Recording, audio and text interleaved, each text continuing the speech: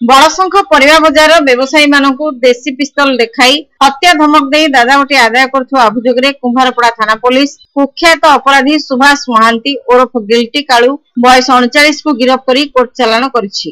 Police सूत्र प्रकाश जे ASI Ajit Kumar Vishwal थानार अन्य staff मानक सह सांध्यकालीन पेट्रोलिंग ड्यूटी करुवा बेले जने व्यक्ति व्यवसायी मानक धमक दे बड़शंख परिवा बजारु बटी आदाय करने संपर्क में विश्वस्त सूत्ररु सूचना मिलिथिला। खबर पाई पुलिस टीम तुरंत घटनास्थल में पहुंची पुलिस को देखी गिल्टी कालू अश्लील भाषा रे गाली गुलज करने सह पाखक आसिले गुली करी मारिदेवी बोली धमक दे खसी पलाइबाकू उद्यम करथिला। तेबे पुलिस टीम कौनसी मते ताको काबू करथिले। तलाश कराजिबारु ता निकटरू एक देसी पिस्तल और नगद 500 टंका मिलिथिला। दादावटी आकार रे से एही अर्थ आदाय करथिला। जेरा कराजिबारु गिल्टी कालू तार दोष स्वीकार करथिला। या परे पुलिस गिल्टी कालू को गिरफ्त करथिले। गिल्टी कालू विरोध में कुमारपड़ा थाना रे विभिन्न संगीन दफारे 32 मामला रहितबा पुलिस सूत्ररु जणा पड़िछि। गिल्टी कालू कुमारपड़ा थाना अंतर्गत काचरामठ लेनो स्वर्गत बाबाजी महांती पुओ बोली जणा पड़िछि। ए संक्रांत रे आईपीसी रो 294, 353, 386,